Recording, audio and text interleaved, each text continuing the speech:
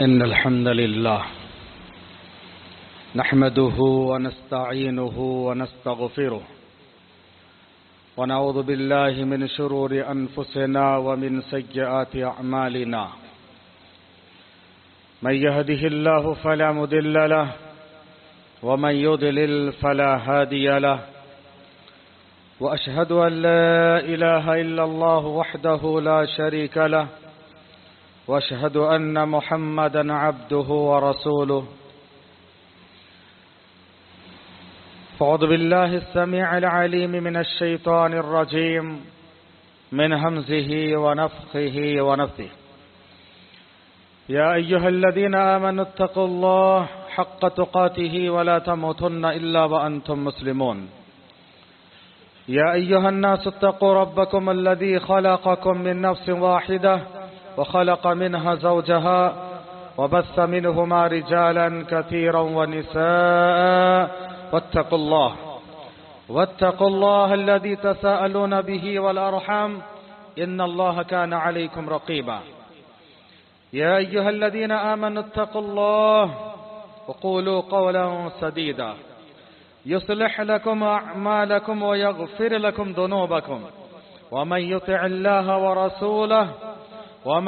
الله ورسوله فقد فاز فوزا عظيما أما بعد فإن خير الحديث كتاب الله وخير الهدي هدي محمد صلى الله عليه وسلم وشر الأمور محدثاتها وكل محدثة بدعة وكل بدعة ضلالة وكل ضلالة في النار. قال الله تبارك وتعالى في سورة الحج أعوذ بالله من الشيطان الرجيم أذن للذين يقاتلون بأنهم ظلموا وإن الله على نصرهم لقدير. وقال تعالى في سورة البلد أعوذ بالله من الشيطان الرجيم فلا اقتحم العقبة وما أدراك ما العقبة فك رقبة. برادران اسلام، پردہ نشین خواتین ملت،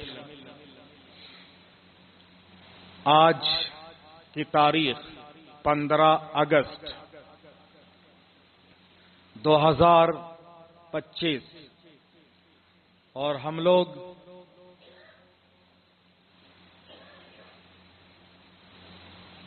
بھارت کے ایک بہترین ریاست کرناٹک کی کیپٹل سٹی بنگلور اور بنگلور کی اپنی نوعیت کی ایک منفرد مسجد خلیل اللہ اہل حدیث میں موجود ہیں.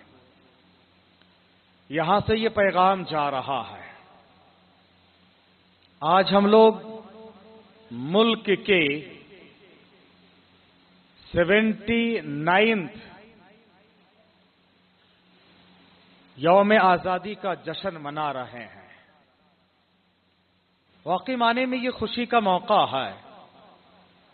لفظ آزادی خود اپنے اندر خوشی، انبساط، سرور اور سکون رکھتا ہے. تھوڑی دیر کے لیے آپ کسی جگہ ڈیوٹی کرتے ہیں اور آپ کے دوام، آپ کی ڈیوٹی کا وقت ہے اتنا، جب اس سے آپ کو آزادی ملتی ہے کتنی خوشی ہوتی ہے. اب سوچئے کہ ہمیشہ کے لیے اگر آپ کو آزادی ملے تو کتنی بڑی بات ہے. اور یہ بھی یاد رکھیے، اسلامی نقطۂ نظر سے سب سے بنیادی آزادی اور اصل آزادی عقیدے کی آزادی، توحید اور شرک اور بدعت و خرافات کی غلامی سے آزاد ہو کر توحید کی طرف آنا. کیونکہ اللہ نے انسان کو آزاد پیدا کیا. یہ سر جھکے گا تو صرف اللہ کے سامنے جھکے گا. یہ انسان غلامی کرے گا تو صرف رب کائنات کی غلامی کرے گا. رب کائنات کے علاوہ کسی اور کی غلامی نہ مقصود ہے، نہ مطلوب ہے، نہ ہی وہ قابل قبول ہے. اس نقطے کو یاد رکھنا کہ آزادی اصل میں عقیدے کی آزادی ہے اور جن کے پاس صحیح عقیدہ تھا انہوں نے ہی اس ملک کو آزاد کیا۔ میں ایک بہت بڑا دعویٰ آپ کے سامنے رکھ رہا ہوں اور اس کے لیے خطبے میں دلیل پیش کروں گا۔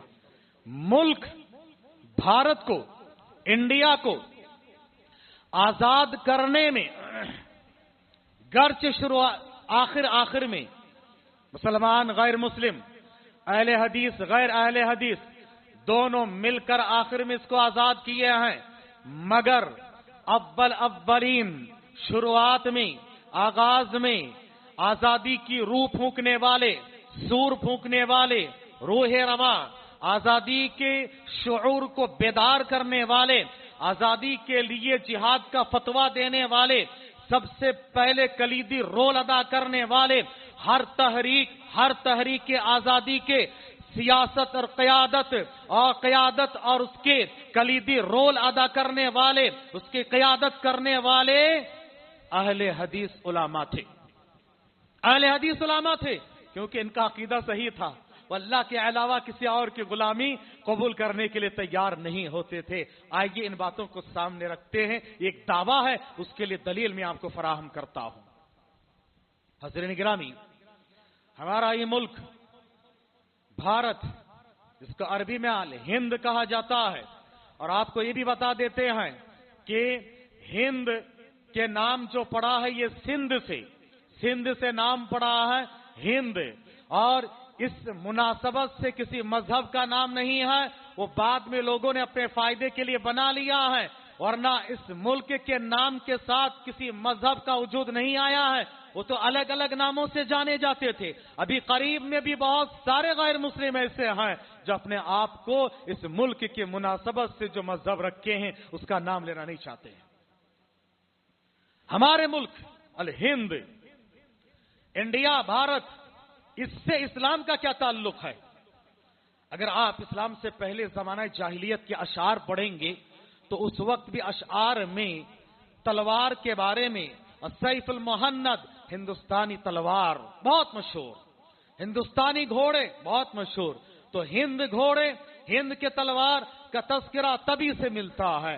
پیارے نبی صلی اللہ علیہ وسلم نبی بن کے تشریف لاتے ہیں، آپ کے نبی بننے کے بعد کا ایک واقعہ ہے، تاریخی واقعہ، اور جو کہ صحیح ہے۔ کیرلا کے بادشاہ چیرا من رات میں اپنے ٹیرس پہ ٹہل رہا تھا، اس نے دیکھا کہ چاند 2 ٹکڑوں میں تقسیم ہے، سوچا کیا ماجرا ہے، تلاش کیا، جستجو کیا، ڈھونڈتے ہوئے وہ نکل گیا، پتا چلا مکے میں ایک نبی آئے ہیں جنہوں نے انگلی کے اشارے سے چاند کو 2 ٹکڑوں میں تقسیم کیا، یہاں سے نکل گئے، مکہ جا کر نبی کے ہاتھ میں مشرف اسلام ہوئے، واپسی میں کہیں ان کا انتقال ہوا۔ ہمارے اس ملک کے ایک بادشاہ کو شرف صحابہ بننے کا موقع ملا، یہ مقام ان کو حاصل ہوا ہے، یہ ہمارے ملک سے اس کا تعلق ہے۔ مصدر کے حاکم کی ایک روایت ہے، بعض اہل علم نے سند پہ کلام کیا، بعض نے کہا کہ یہ قابل ذکر ہو سکتا ہے۔ ابو سعید خدری رضی اللہ تعالی عنہ کہتے ہیں کہ کان ملک من ملوک الہند اہدى جرة الى النبی صلی اللہ علیہ وسلم فیہا زنجبیل، نبی کریم صلی اللہ علیہ وسلم کو بادشاہ، ہندوستان کے بادشاہوں میں سے ایک بادشاہ نے گھڑا بھیجا تحفے کے طور پر، اور اس گھڑے میں زنجبیل یعنی ادرک اور سونڈ تھے، اور نبی نے سب کو تقسیم کیا۔ ابو سعید خدری کہتے اللہ کے رسول نے مجھے بھی دیا ہے۔ حافظ ابن حجر عسقلانی رحمہ اللہ بخاری کی شرح فتح الباری میں لکھتے ہیں، مسجد نبوی کے بنانے کے لیے اس وقت جو ستون کا استعمال ہوا تھا، پلر لکڑی، اور وہ لکڑی الساج یؤتی من الہند، جو ساگوان کی لکڑی ہے، ساج یعنی ساگوان کی لکڑی ہے جو ہندوستان سے لائی گئی تھی۔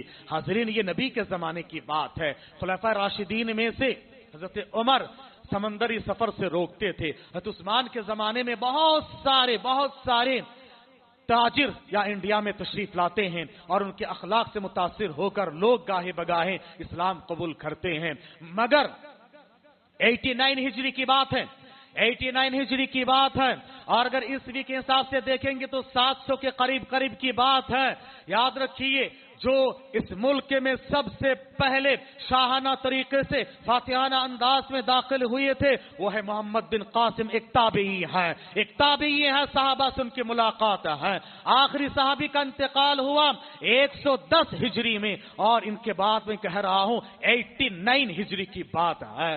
محمد بن قاسم سندھ میں آتے ہیں، وہ بھی ظلم کے خاتمے کے لیے عرب قافلہ ایک لوٹ لیا گیا اور راجہ داہر نے مسلمانوں کو غلام بنا لیا۔ اس وقت کے خلیفہ ولید تھے اور اموی سلطنت کی بات ہے، کہا کہ ہمارے مسلمان بھائیوں کو آزاد کرو، اس نے آزاد نہیں کیا، 1 سے 2 خط لکھ کر آزاد نہیں کیا، کہا ڈاکوؤں نے لوٹا لیکن آپ ان کو کیوں غلام بنائے ہیں؟ جب اس نے آزاد نہیں کیا، محمد بن قاسم کی قیادت ان کو چھڑانے کے لیے آئے اور جنگ میں بدل گیا یہ واقعہ، اور جنگ میں شکست کھا گیا راجہ طاہر، اور محمد بن قاسم یہاں پر حکومت قائم کی۔ 700 کی بات ہے، اور تقریباً کئی سال تک رہے، انصاف کے ساتھ عدل کے ساتھ یہاں پر حکومت کیے، کیونکہ جو بڑی ذات کے لوگ اسلام کے پاس کوئی ذات پات نہیں ہے، چھوت چھات نہیں ہے۔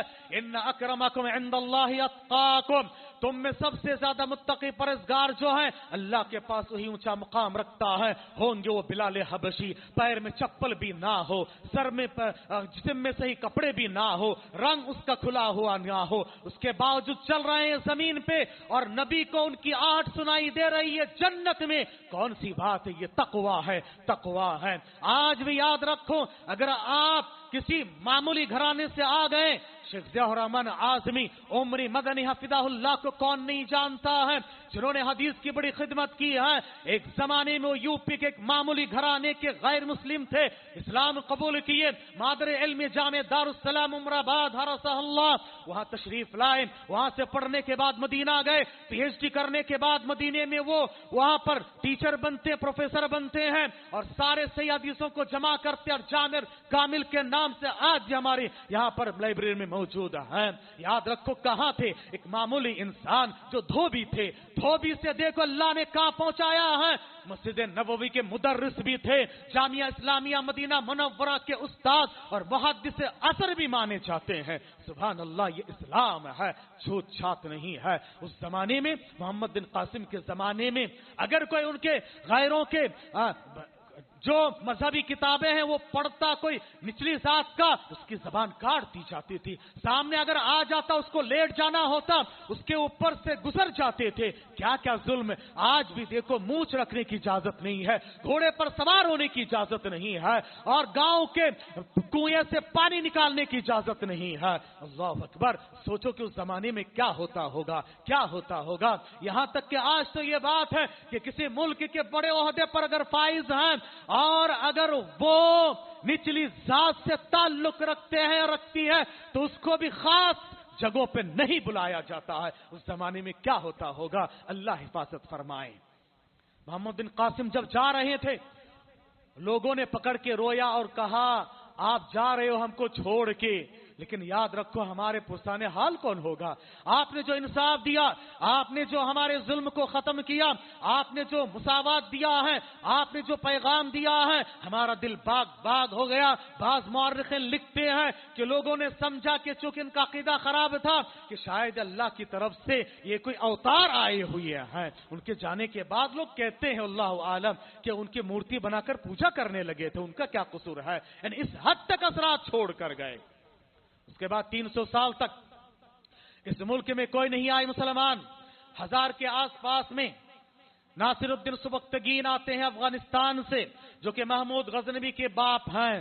ان کے تقریباً 100 سال کے بعد ان کے بیٹے محمود غزنوی آتے ہیں، مگر وہ یہاں پر لوٹ مار کر کے چلے جاتے ہیں۔ مگر اس کے بعد 1100 کے آخر 1200 کے آخر میں یا شروعات میں محمد غوری آتے ہیں اور حکومت وہ قائم کرتے ہیں دلی تک۔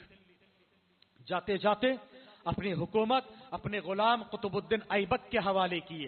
ایبک کے معنی فارسی یا افغانی زبان میں غلام کے ہوتے ہیں۔ وہاں سے غلاموں کا دور شروع ہوتا ہے جس کو سلیو پیریڈز کہا جاتا ہے۔ سلیو کی زمانہ تھا اور اس کے بعد یہ سلسلہ چلتا رہا۔ پھر اس کے بعد خلجی لوگ آئے، تغلقی لوگ آئے، پھر لودھی لوگ آئے، اور 1500 تک یہ سلسلہ چلتا رہا۔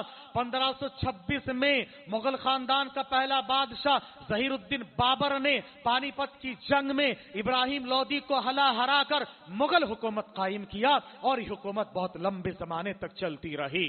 بابر پہلا خلیفہ ہے, ہمایوں دوسرا ہے, جہانگیر ہے, شاہ جہان ہے, اس کے بعد اکبر ہے, اورنگزیب ہے. یہ سلسلہ چلتا رہا. آخری بادشاہ بہادر شاہ ظفر. اب دیکھیے یہ جو ملک, ہمارا ملک اب تک بھی آزاد تھا.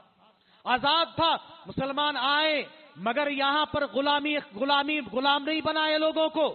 آپ کو میں بتا دیتا ہوں, میرے پاس اس کے باقاعدہ اس زمانے کے نیوز پیپر جو تمل اور انگلش میں ہے, اس کے کٹنگ موجود ہے, آج تک میرے پاس موجود ہے. انگریز جب آیا تھا تو انگریز کا ایک, جس کو آج بھی اس کا انڈیا ایجوکیشن سسٹم کا فادر کہا جاتا ہے, جان میکولے. آپ جانتے ہیں جان میکولے. اس نے سارے ملک کا دورہ کرنے کے بعد یہ میسج دیا کہ میں نے سارے انڈیا میں گھوما پھرا, مجھے ایک بھکاری نظر نہیں آیا. یہ مغلوں کی دور کی بات ہے. اورنگزیب کو تم برا بلا کہتے ہو.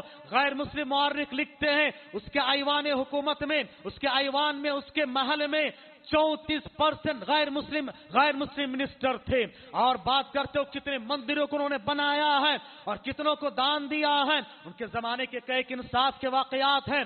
وقت بہت مختصر ہے, مجھے آپ کو بہت ساری باتیں عرض کرنا ہے. ایک بار ہوا, ایک نے آ کے شکایت کی اورنگزیب کو, جن کا لقب تھا عالمگیر. کہا ہمارے گھر میں رات میں کوئی آتا ہے اور آ کر ہمارے عورتوں کے ساتھ وہ بدسلوکی کرتا ہے, عصمت دری کرتا. کہا کہ میری حکومت میں اتنی بڑی جرات تو کوئی کر ہی نہیں سکتا. ہو نہ ہو شاید وہ میرا بیٹا ہی ہوگا. کہا کہ کام کرو, آج کی رات میں آؤں گا تمہارے گھر آؤں گا. اور آنے کے بعد آئے, تلوار لے کے کہا کہ چراغ بند کر دو اور دروازہ کھلا رکھو. ہاں, حسب معمول رات میں وہ آدمی آیا. جب دروازے داخل ہوا, اس نے بسم اللہ, اورنگزیب نے بسم اللہ کہہ کر تلوار سے ایک وار سے گردن سر سے جدا کر دیا اور کہا کہ اب لائٹ ڈالو, اب چراغ جلاؤ, دیکھنا چاہتا ہوں مردود کا چہرہ کون سا ہے. دیکھنے کے بعد اورنگزیب نے کہا الحمدللہ یہ میرا بیٹا نہیں ہے. ہاں, انہوں نے سوچا شاید میرا بیٹا یہ جرات کر سکتا ہے, کہیں ان کا چہرہ میرے سامنے نہ آ جائے اور میں ممتا کی وجہ اس کو قتل نہ کر سکوں. کون میری حکومت میں ایسے غیر غرض کام کر سکتا ہے؟ کون ہے؟ آج کہاں انصاف لاؤ گے؟ کہاں سے انصاف لاؤ گے؟ بتاؤ کیسی عزتیں لوٹی جا رہی ہے. چھوٹے چھوٹے بچیوں کا یہ حال ہے. یاد رکھیے میرے بھائی, جو یہ اورنگزیب تھا کہا کہ میرا بیٹا نہیں ہے, کوئی اور ہے. ایسے اور بھی بے شمار واقعات ان کے ہیں. بہرحال ایک سلسلہ چلتا رہا. حضرین, بادشاہوں کا یہ جو مغل کا زمانہ چل رہا تھا تو جان میکولے نے کہا کہ میں نے کسی غریب کو نہیں دیکھا, بھکاری نہیں دیکھا, لوگ خوشحال ہیں, آرام سے ہیں. یہ مغلوں کے زمانے کی بات ہے, ٹھیک ہے. اب اس کے بعد ایک بنیادی نقطہ یاد رکھیے. لوگ کہتے ہیں انگریز بھی آیا تھا, مغل بھی آیا تھا, گیا. نہیں, انگریز یہاں پر حکومت کرنے آیا اور سب کو غلام بنایا اور ان کے اصل مقصد تھا انگلینڈ, ہے نا. لیکن مغل لوگ جو آئے, point to be noted, Mughal یہاں آئے, یہیں کے ہو کے رہ گئے, یہیں مرے, یہیں پلے, یہیں پوسے, یہیں پر دفن ہوئے, یہ اس کو وطن بنا لیے. یہ فرق یاد رکھو انگریز اور مسلمانوں میں. مسلمان یہاں آئے تو یہیں کے ہو کے رہ گئے. یہ یاد رکھیے, فرق یاد رکھیے. بہرحال یہ سلسلہ چلتا رہا. شاہ جہان کا زمانہ تھا. 1608 کی بات ہے. 1608 کی بات ہے.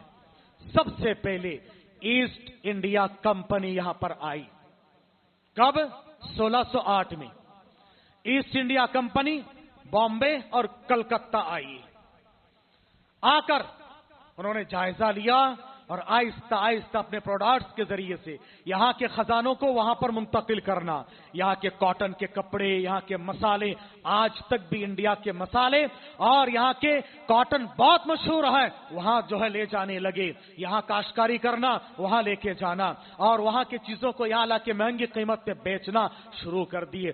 سب سے پہلے اس کو تاڑنے والے اورنگزیب تھے. اس نے تقریباً 1631 کی بات ہے, इन सब को कहा कि तुम निकल जाओ यहां से। पैर में आके पड़ गए, पैर में पड़ गए। फोटो आज तक मौजूद है। औरंगजेब के पैर पड़ के बिलबिला के वो लोग रिक्वेस्ट करने लगे, उन्होंने इजाजत दे दी। हुआ यूं कि जब शाहजहां के जमाने में आए वो लोग, शाहजहां बहुत बीमार हो गया, इलाज नहीं हो रहा था। अंग्रेजों ने इलाज किया।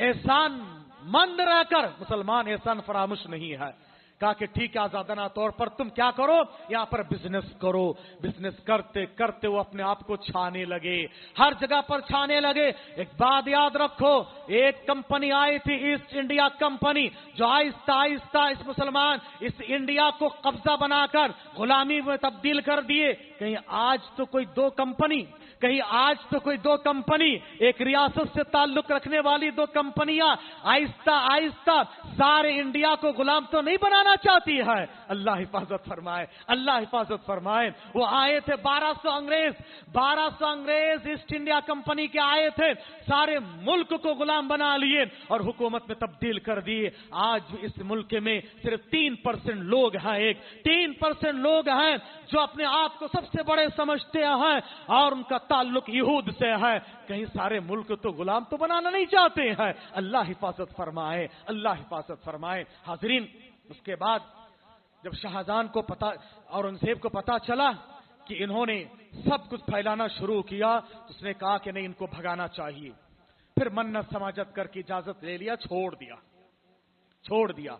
फिर ये सिलसिला चलता रहा, यहां तक कि देखिए हम लोग आजादी की तहरीक और तारीख शुरू करते हैं 1857 से। ये बुनियादी गलती है, नहीं, उससे 125 साल पहले इंडिया की आजादी की कोशिश शुरू हो चुकी थी और ये 125 साल तक सिर्फ और सिर्फ मुसलमानों के साथ जंग चल रही थी। क्योंकि हुकूमत में कौन थे? मुसलमान थे ना। और जब मुसलमानों की हुकूमत छीनी जा रही थी तो जंग तो मुसलमानों के साथ ही होगी ना। वो एक दो बादशाह यहां वहां पर थे, वो भी मुसलमानों के खलीफा, मुसलमानों के सुल्तान के जेरे निगरानी थे। तहरीक आजादी का आगाज होता है 1730 से, याद रखो 1730 से इसका आगाज होता है। और याद रखिए मेरे भाइयों, हमें और आपको आप वतन की मोहब्बत सिखाते हो, पैट्रियटिज्म सिखाते हो। हम इस मुल्क में पैदा हुए हैं, हम यहां पर जब तक जिंदा है तो हिंदुस्तान की मिट्टी पे है, मरने के बाद भी हिंदुस्तान की कब्रिस्तान में जाते हैं। इसी मिट्टी पे हम लोग रहते हैं, मिट्टी से पैदा हुए हैं और मिट्टी पे रहते, सांस लेते, बसते हैं। इसी मिट्टी पे हम लोग 5 नमाजों में माथा टेकते हैं और इसी मिट्टी में दफन होते हैं, इसी मिट्टी के पानी से वुजू करते हैं, इसी मिट्टी से तयम्मुम करते हैं। इससे बढ़ के आप क्या बता सकते हो? क्या तुम इतना करते हो? नहीं कर सकते हो। तुम्हारे पास वो अकीदा है ही नहीं है, वो अकीदा है ही नहीं है। और वतन से मोहब्बत, गर्चे ईमान की जो वाली रिवायत है वो तो ज़ईफ है, मौजू है, हुब्बुल वतन मिनल ईमान, लेकिन ये नबी का तरीका है, नबी का तरीका है। नबी जब मक्के में थे, मक्के से टूट के मोहब्बत करते थे, वहां से आपको भगा दिया गया तो आप जाते जाते, तिरमिजी की रिवायत है, आपने कहा मक्का सबसे महबूब तरीन सरजमीन तू है। अगर इन लोगों ने ना निकाला होता मैं यहां से ना गया होता। मदीना गए, मदीना जाने के बाद नबी ने यह दुआ की, अल्लाह महब्बिब इलैना मदीना का हुब्बिना मक्का, ऐ अल्लाह ताला मदीने को हमसे मोहब्बत और महबूब बना दे, जैसे मक्का महबूब था और अशद ये उससे ज्यादा महबूब बना दे। नबी की ये दुआ है, हर मुसलमान के दिल में मदीने की मोहब्बत रच बस गई है। याद रखो ये नबी का तरीका है, अपनी सरजमीन से, अपने वतन से मोहब्बत करना है। याद रखिए मेरे भाइयों, इसीलिए हमारे सलफ़े सालिहीन ने सबसे पहले इस फितने को ताड़ लिया। हसन बसरी रहमहुल्लाह कहते हैं, अल फितनतु इदा अक़बलत अरफ़हा अल उलमा, जब फितना आता है ना सबसे पहले उलमाए रब्बानी को पता चलता है। चुनांचे इस मुल्क के आलिम रब्बानी मुहद्दिस ज़माना शाह वलीउल्लाह मुहद्दिस दहलवी ने सबसे पहले इस फितने को ताड़ा है। जानते हैं, अहले हदीस आलिम थे वो, अहले हदीस आलिम थे। शाह वलीउल्लाह मुहद्दिस दहलवी पैदा कब हुए? 1703 में पैदा हुए। और आपको पॉइंट की बात बता देता हूं, पॉइंट की बात, जितने गैर मुस्लिम मुजाहिद आजादी में फ्रीडम फाइटर्स हैं, जितने गैर अहले हदीस میں آن دا ریکارڈ بات کر رہا ہوں, آپ چیک کر لیجئے گا. ہاں, جتنے غیر اہل حدیث مجاہد آزادی نام ہے ان کا, سب کا دیکھ لیجئے پیدائش 1800 کے بعد ہے, 1800 کے بعد ہے. اور میں آپ کو 1703 کی بات کہہ رہا ہوں. شاہ ولی اللہ محدث دہلوی پیدا ہوئی 1703. صرف ایک عالم حنفی ہے, فضل حق خیر آبادی, جن کو پانی پت کی سزا ہوئی تھی, اور پانی پت کی سزا کاٹنے والوں میں بھی 90% مسلمان, اور 90% مسلمانوں میں سے 88% اہل حدیث. ہاں یاد رکھیے. تو فضل حق خیر آبادی, ان کی پیدائش 1789 یا 1798 کے آس پاس میں, یعنی 1800 کے قریب ہی ہے. باقی سب کی پیدائش جتنے آپ دیکھ لیجئے, چاہے وہ قاسم نانوتوی ہو, یا چاہے وہ محمود الحسن ہو, یا دوسرے اور بھی ہو, سب کی پیدائش 1800 کے بعد ہے. 1800 کے بعد پیدائش ہے.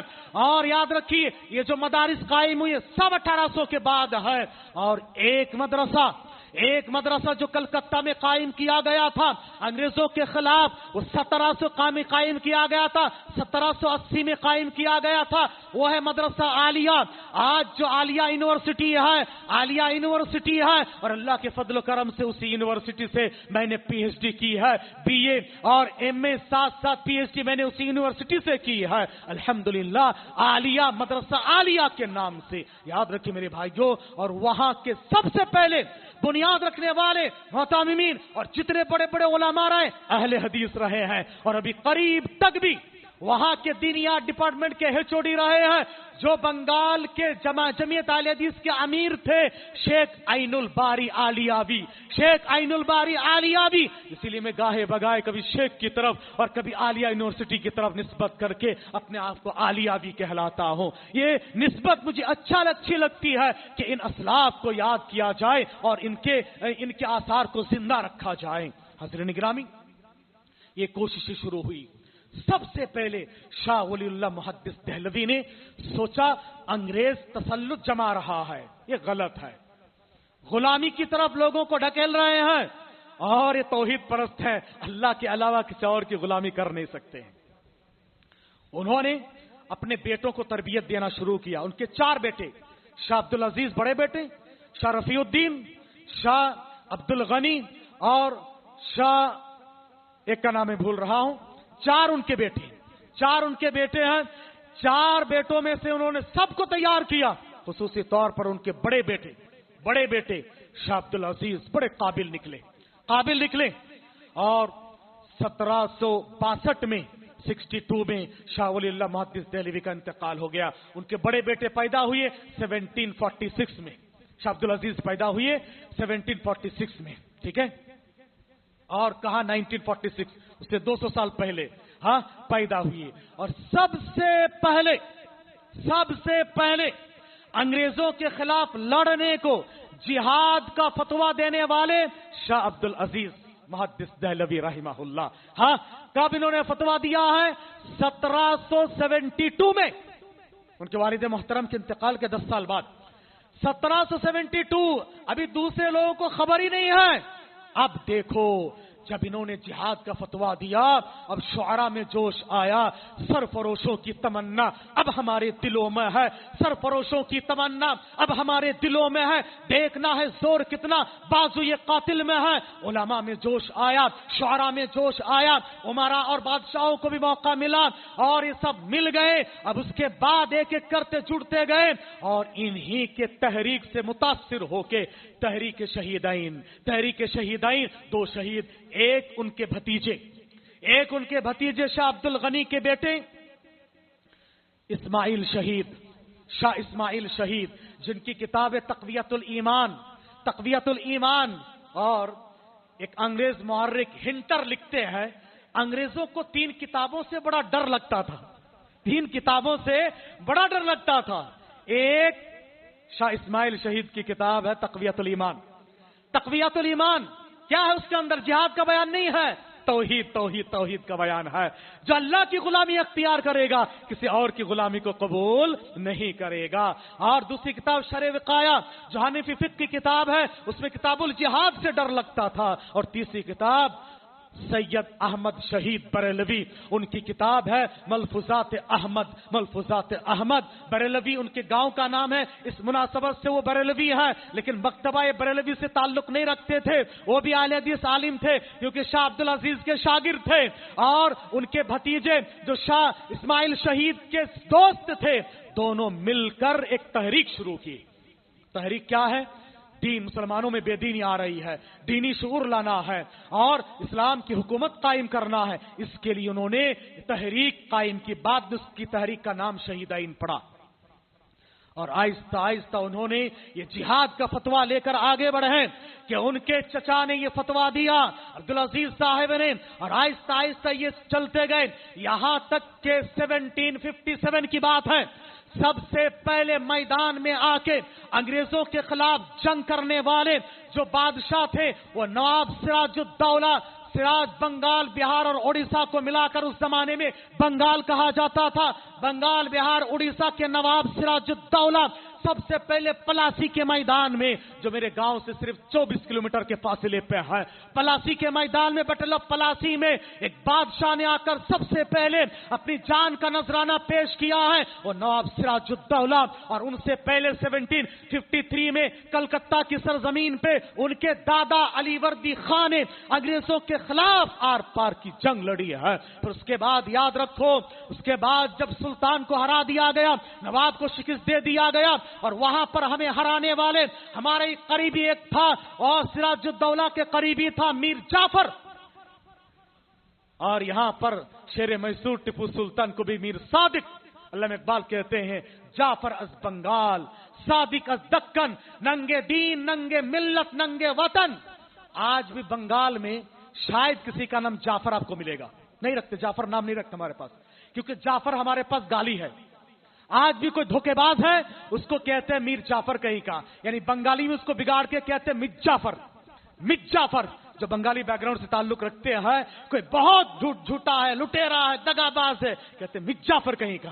یاد رکھو میرے بھائیو، ہمیں اپنوں نے لوٹا، غیروں میں کہاں دم تھا، میری کشتی وہاں ڈوبی جا پانی کم تھا، دل کے پپولے جل اٹھے سینے کی داغ سے، اس گھر کو آگ لگی گھر کے چراغ سے، کیوں ہوا 1200 انگریز کیسے؟ کیونکہ ایسے ہی کچھ جو ہے گھر کے بھیدی تھے جو ان کا ساتھ دے رہے تھے۔ پھر اس کے بعد کلکتہ سے وہ لوگ رخ کیے بہار کی طرف، بہار میں ایک علاقے کا نام ہے پٹنہ سے 60 کلومیٹر کی دوری پر ہے بکسر، اس کو کہتے ہیں بکسر، وہاں پر ایک جنگ ہوئی، کب؟ 1764 میں 1764 میں جنگ ہوئی، اور وہاں پر 3 نواب آئے، دلی کے نواب شاہ عالم، لکھنؤ کے نواب شجاع الدولہ، اور اس وقت بنگال کے جو نواب تھے میر قاسم، تینوں مل کر انگریز کے خلاف جنگ کیے، لیکن جیت نہیں پائے، ہار گئے، وہاں پر بھی اپنے نے کچھ دھوکہ دیا، ہار گئے۔ اب نارتھ انڈیا میں انگریز چھا گئے، اب ان کی آنکھوں کا کانٹا تھا، حلق کا کانٹا تھا، راستے کی بہت بڑی رکاوٹ، اور پہاڑ ایک تھے جو شیر میسور، ٹیپو سلطان، شیر دکن، انڈیا کے میزائل مین، جن کا یہ جملہ تھا کہ شیر کی ایک دن کی زندگی گیدڑ کے 100 سالہ زندگی سے بہتر ہے۔ 1799 کی بات ہے، وہاں سے آتے میسور، اور میسور کی سرزمین پہ جنگ لڑتے ہیں، 2 جنگیں ہار جاتے ہیں۔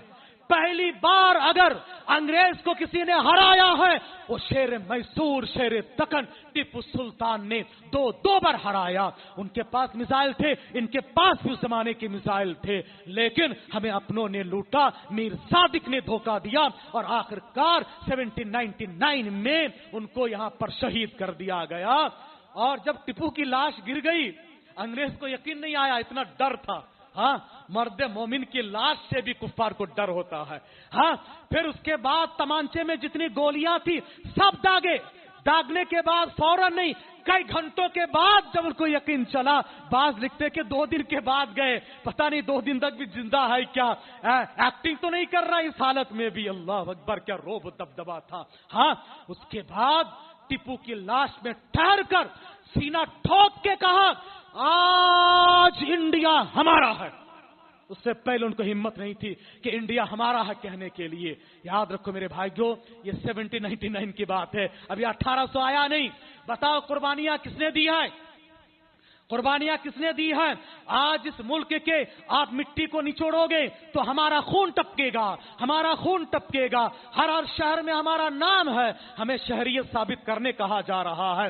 ہمارے در و دیوار جا کر دیکھو، وہ لال قلعہ جہاں پر تم ترنگا لہراتے کرتے ہو، کس نے بنایا ہے؟ کس کے یہ ہے؟ آپ دیکھو جتنی ساری چیزیں طول و عرض میں چلے جاؤ اور کہتے ہو کہ یہ ہے. جب گلستہ کو لہو کی ضرورت پڑی سب سے پہلے ہماری گردن کٹی، پھر بھی کہتے ہیں چمن چمن ہمارا ہے تمہارا نہیں ہے. شہر جن کے لہو سے چراگاہ ہوا، شہر جن کے لہو سے چراگاہ ہوا، تیل سے نہیں لہو سے چراگاہ ہوا، میسر آج ان کے گھر کو دیا بھی نہیں ہے. یہ آج حال ہے. یاد رکھیے میرے بھائیو، یہ ہے انڈیا کو کس طرح سے غلام بنایا گیا. آہستہ آہستہ یہ جنگیں چلتی رہی.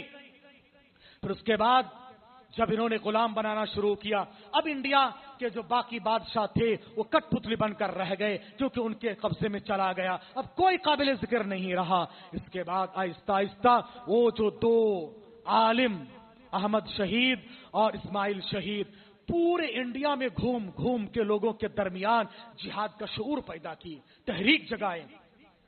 اور اس کے بعد لوگ جڑتے گئے. اس زمانے میں سفر کرنا معمولی بات نہیں ہے. اور یہاں پر میانمار سے لے کر افغانستان اور پاکستان اور یہاں سے لے کر یہ دکن، یہاں تک کہ یہ سرزمین سلطنت تھی. ہاں، انہوں نے تیار کیا سب کو انگریز کے خلاف، لیکن افغان کے پٹھانوں نے دھوکہ دیا اور آخرکار یہ جنگ ہار گئے.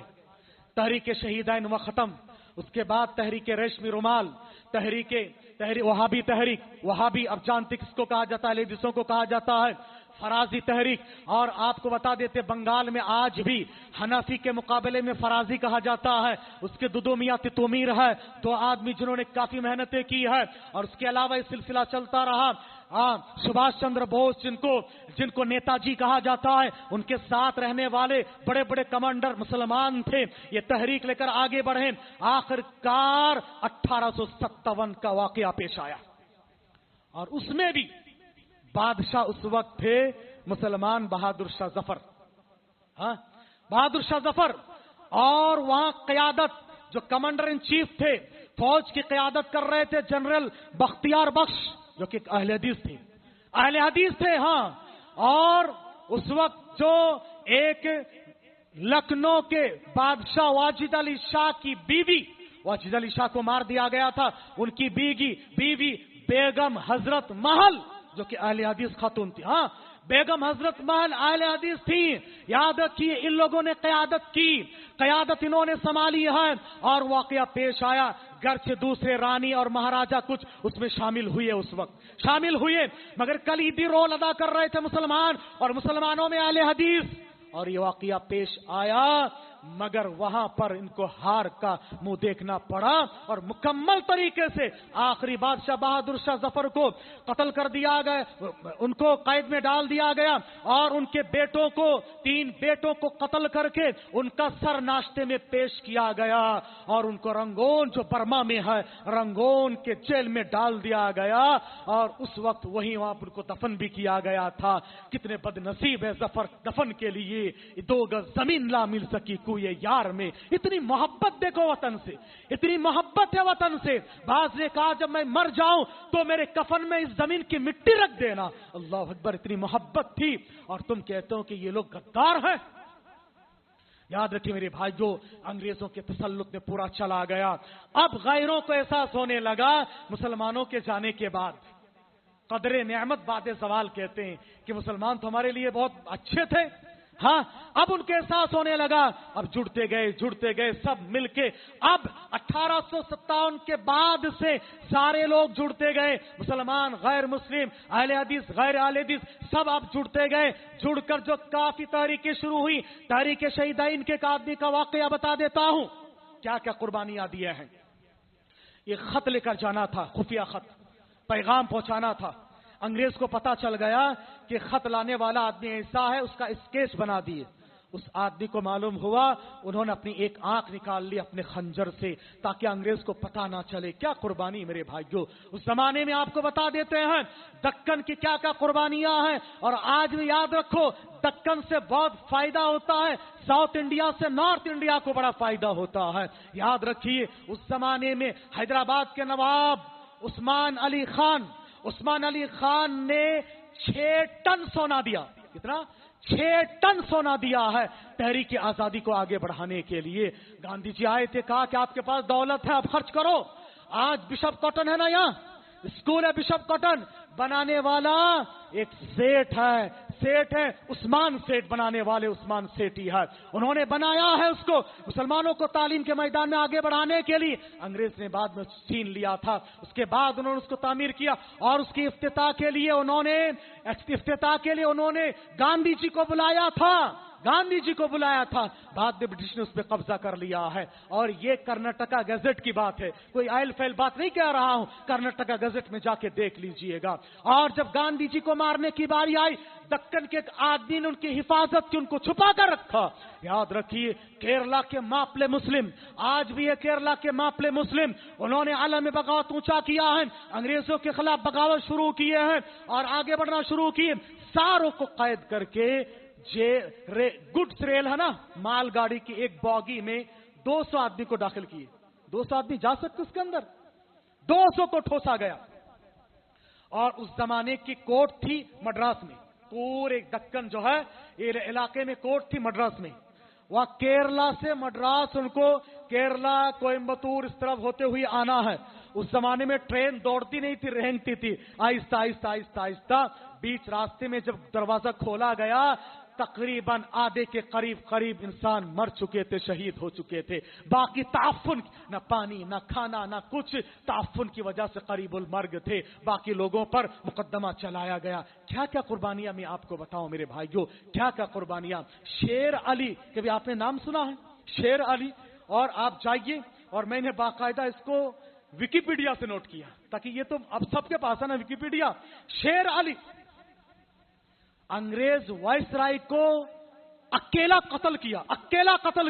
شیر علی افغان کے ایک پٹھان تھے, ہاں, ان کو رنگون کے جیل میں پالا پنی کی سزا سنائی گئی تھی اور اچھے بیہیو کی وجہ سے ان کو آزاد چھوڑ دیا گیا تھا. ٹھیک ہے, گھومو پھرو مگر اس ایریا سے باہر نہیں جانا. اس وقت کا جو وائسرائے تھا, میں آپ کو بتا دیتا ہوں وائسرائے کون تھا. رچرڈ ساؤتھ ویل بارک. اور اس کو کہا جاتا وائسرائے کا جو یہ تھا, general governor of India was assassinated by 8 فروری 1872 کی بات ہے, بائی شیر علی افریدی. کیا ہوا, اس کو پتا چلا وائسرائے آ رہا ہے, انڈیا کا جنرل ہے وہ, آ رہا ہے. اور اس کے بعد اچانک طے ہوا کہ وہ فلاں باغ میں ٹہلنے کے لیے جا رہے ہیں. وہ گئے خنجر لے کے ایک درخت میں جا کے چھپ گئے. وہاں سے جب گزر رہا تھا درخت سے اترا اور ایک وار میں کام تمام کیا. بھگت سنگھ کی بات تو بہت بعد کی بات ہے بھائیو, آپ نے شیر علی کا نام کبھی نہیں سنا ہوگا. تاریخ کو مٹانے کی پوری کوشش ہو رہی ہے. آپ ہوشیار رہو, ان چیزوں کو جمع کرو, جمع کرنے کے بعد ایک مدون کرو. یہ تمہارے اسلاف کے کارنامے, اور نہ کل کے دن کہیں گے تم بھی باہر سے آئے تھے. یہ ہمارے اسلاف کے کارنامے. میں نے کہا نا کہ نچوڑو اس زمین کو, خون ہمارا ٹپکے گا. اور تم کہتے ہو کہ ہم نے کچھ نہیں کیا ہے. یہ سلسلہ چلتا رہا, جتنی قربانیاں, تحریک ریشمی رومال اور دوسری چیزیں, یہاں تک کہ خلافت تحریک جب خلافت ختم ہوئی, گاندھی جی نے سوچا کہ مسلمانوں کی ہمدردی کو لیا جائے اور سب کو لے کر آگے بڑھے, آزادی کی تحریک چلائیں. اور آہستہ آہستہ جا کر یہ ملک تب آزاد ہوا. کتنی قربانیاں دینی پڑی اس ملک کی آزادی کے لیے. اور آج کہتے ہیں کہ نہیں ہے کچھ بھی. یاد رکھیے میرے بھائیو, یہ لوگ تو چلے گئے, مگر شاعر کی زبانی, میں سورج ہوں زندگی کی رمق چھوڑ جاؤں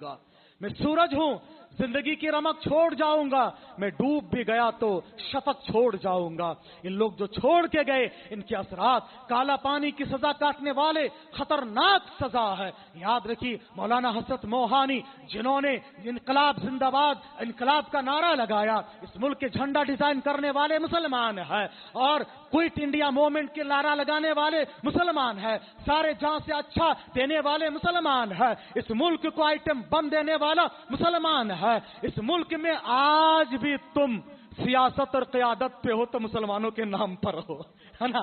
آج بھی تم مسلمانوں کے سہارے سے ہی گدی پہ بیٹھے ہوئے ہو, سیاست کر رہے ہو, مسلمانوں کے نام سے ہی کر رہے ہو. یاد رکھو, اگر مسلمان نہیں ہے تو کچھ نہیں ہے. مسلمانوں کی تاریخ نہیں تو ہندوستان کی تاریخ, انڈیا کی تاریخ ادھوری ہے, پھس پھسی ہے, کچھ بھی نہیں ہے. یاد رکھیں میرے بھائیو, اس بہت ساری باتیں, ایک تو اس پہ سیمینار ہونا چاہیے, آپ لوگ کریں, اس پہ سیمینار کریں اور مدون کریں ان تاریخ کو مختلف علماء کرام سے لے کر. یہ تاریخ ہے, تب جا کے آج کا یہ دن ملا ہے. اتنی قربانیوں کے بعد آج کا یہ دن ملا ہے. اللہ ہم سب کو واقعی معنی میں اس ملک کو کما حقہ آزاد کرانے کی توفیق عطا فرمائے.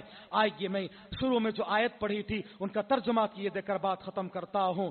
میں نے جو آیت پڑھی, اللہ تبارک تعالیٰ نے سورہ حج کی آیت نمبر 39 میں فرمایا, اذن للذین یقاتلون بانہم ظلموا. ان لوگوں کی اجازت دی گئی جن پر ظلم ہوا کہ اب وہ قتال کرے, جنگ کرے. اور اسی سے شاہ عبد العزیز نے استدلال کر کے جہاد کا فتویٰ دیا. حدیث میں نبی نے فرمایا کہ کلمت حق عند سلطان جاہر افضل جہاد. ایک بادشاہ, ظالم بادشاہ کے سامنے حق بات کہنا, حق کا پیغام پہنچانا سب سے بڑا جہاد ہے. اور سورہ بلد کی آیتوں میں فرمایا وما ادرا فلق تحمل عقبہ, دشوار گزر گھاٹیوں میں چڑھنا نہیں ہوا. وما ادرا کمل عقبہ, یہ دشوار گزر گھاٹی کیا ہے؟ فک رقبہ, گردنوں کو آزاد کرنا ہے. گردنوں کو آزاد کرنا معمولی بات نہیں ہے, کافی قربانیاں اس کے لیے دینی پڑتی ہے. اور آزادی, یاد رکھیں میرے بھائیو, ایک انسان کی فطری چیز ہے, اس کی وجہ سے سب خوش ہوتے ہیں. لیکن کہاں ہے کھنڈر دیار وفا کے کرید کر دیکھو, کھنڈر دیار وفا کے کرید کر دیکھو, ہمارے نام کا پتھر ضرور نکلے گا. یاد رکھیں میرے بھائیو, اب ایک پیغام آپ کو میں دینا چاہتا ہوں آخر میں. آزادی کے بعد ہم کہاں سے کہاں پہنچ گئے, کہاں وہ ہمارے اسلاف تھے مگر تم کیا ہو؟ ہاتھ پر ہاتھ دھرے منتظر فردا ہو. تعلیم کے میدان میں تم کہاں ہو؟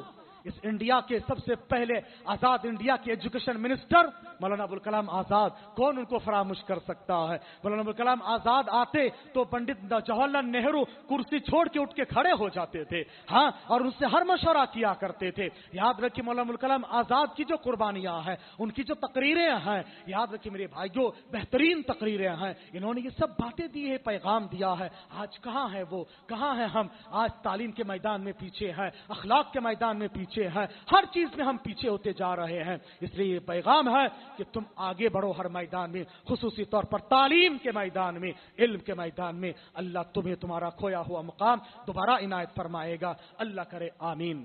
حاضرین, ایک ضروری اعلان اور گزارش کے ساتھ خطبے کا اختتام کرنا چاہتا ہوں, اور وہ یہ ہے, ہمارے اس ملک, ہمارے اس شہر بنگلور کا علاقہ کیار پورم, اب جانتے ہیں کیار پورم, ٹن فیکٹری, اس کے بعد کے کیار پورم, اس ایریے میں دور دور تک توحید کی مسجد نہیں ہے, توحید کی مسجد نہیں ہے.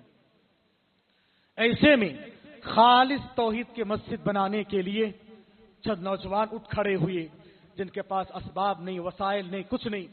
1.5 سال سے یہاں وہ کوشش میں لگے ہوئے ہیں کہ جمعہ کا موقع ملے, جمعہ کا موقع ملے. 1.5 سال سے کیار پورم کی مسجد کے لیے. اور اللہ کے فضل و کرم سے الحمدللہ زمین خرید لی گئی ہے, زمین کی رجسٹری ہو چکی ہے, ہاں, مسجد محمدی, مدرسہ محمدی کے نام سے.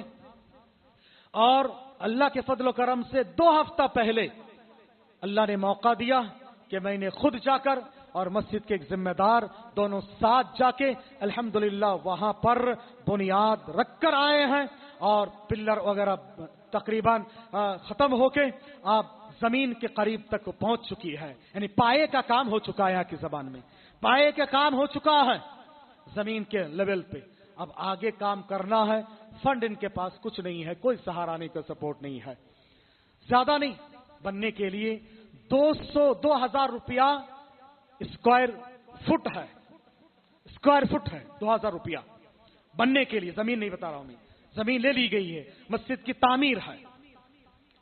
اور ایک مسلح 8,000, ہاف مسلح, ایک مسلح 16,000 بنانے کے لیے. ایک چادر 2 لاکھ. اس طریقے سے 60 لاکھ 60,30,000 چادر کی بات ہے، بننے جا رہی ہے. آپ سے گزارش ہے 2000 کوئی بڑی بات نہیں ہے. ہاں اللہ کے گھر کی تعمیر ہے. اللہ تعالیٰ کل قیامت کے میدان میں فرشتوں سے کہیں گے میرے پڑوسیوں کو ڈھونڈو. اللہ کہیں گے تیرے کوئی پڑوسی ہے؟ کہیں گے ہاں. اینا عمار المساجد، مسجدوں کو آباد کرنے والے، تعمیر کرنے والے کہاں ہیں؟ وہ میرے پڑوسی ہے. کل قیامت کے میدان میں اللہ کے پڑوسی بنیں گے. اللہ کے رسول نے کہا کہ جو مسجد بناتا ہے وَلَوْ كَمَفَصِ قَطَعَاتٍ، کبوتر کے گھونسلے کے برابر اللہ اس کے لیے جنت میں محل بنا دیتا ہے. اللہ اکبر. یہ مرنے کے بعد سوچتے صدقہ جاریہ. اور نبی نے اللہ نے کہا لن تنالوا البر حتى تنفقوا مما تحبون، اپنی پسندیدہ چیزوں کو اللہ کے راستے میں خرچ نہیں کرو گے نیکی نہیں پاؤ گے. میری ماں اور بہنیں، آپ کے زیورات آپ کو پسندیدہ ہے، اللہ کے راستے میں خرچ کرو، اللہ آپ کو آگ سے بچائے گا. نبی نے معراج کے سفر میں دیکھا عورتیں تم زیادہ جہنم میں ہو، کہا کہ تم اپنے آپ کو صدقہ خیرات کر کے جہنم سے بچاؤ. عورتوں کو دیکھا گیا اپنے کان سے اور گلے سے زیورات نکال کر ڈال رہی تھی. وہ تاریخ ہماری مسجد میں دہرائی جاتی ہے. آج بھی خواتین سے گزارش ہے، مرد احباب سے گزارش ہے، یہ آج نازل ہونے کے بعد خواتین نے جیسے دیا ہے، مردوں میں سے ابو طلحہ رضی اللہ تعالیٰ عنہ آئے، کہا کہ بیرہا باغ بہترین باغ ہے، میں نے اللہ کے راستے میں سب دے دی. اللہ کے رسول سب سے پسندیدہ باغ ہے، اللہ کے راستے میں خرچ کرو. بخیلی اچھی وصف نہیں ہے. دل کھولو اور شیطان سے پھیٹ کر کے اللہ کے راستے میں دو. اللہ کے گھر بناؤ. آج کس ماحول میں اللہ کے گھر بنانا، آباد کرنا جہاد سے کم نہیں. میرے بھائیو، آپ سے گزارش ہے کہ توحید کا مرکز ہے. کتنی نیکی آپ کو ملے گی، جتنے کام و نیکی کے ہوں گے آپ اس میں شامل ہوں گے. آپ سے گزارش ہے کیار پورم مسجد محمدی، مدرسے محمدی کی تعمیر کے لیے تعاون فرماتے جائیں.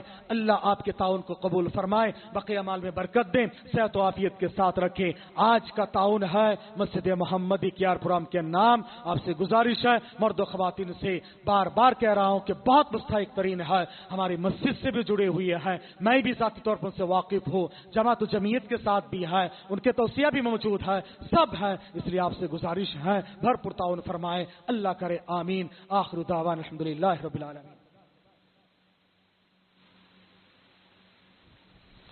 إن الحمد لله نحمده ونستعينه ونستغفره ونعوذ بالله من شرور أنفسنا ومن سيئات أعمالنا، من يهده الله فلا مضل له ومن يضلل فلا هادي له، وأشهد أن لا إله إلا الله وحده لا شريك له، وأشهد أن محمدا عبده ورسوله. فأعوذ بالله السميع العليم من الشيطان الرجيم من همزه ونفخه ونفسه. إن الله وملائكته يصلون على النبي يا أيها الذين آمنوا صلوا عليه وسلموا تسليما. اللهم صل على محمد وعلى آل محمد كما صليت على إبراهيم وعلى آل إبراهيم إنك حميد مجيد. عباد الله رحمكم الله، إن الله يأمر بالعدل والإحسان وإيتاء ذي القربى وينهى عن الفحشاء والمنكر والبغي يعظكم لعلكم تذكرون. اذكروا الله يذكركم وادعوه يستجب لكم ولذكر الله تعالى أعظم. قوموا للصلاة. عباد الله قيموا الصلاة.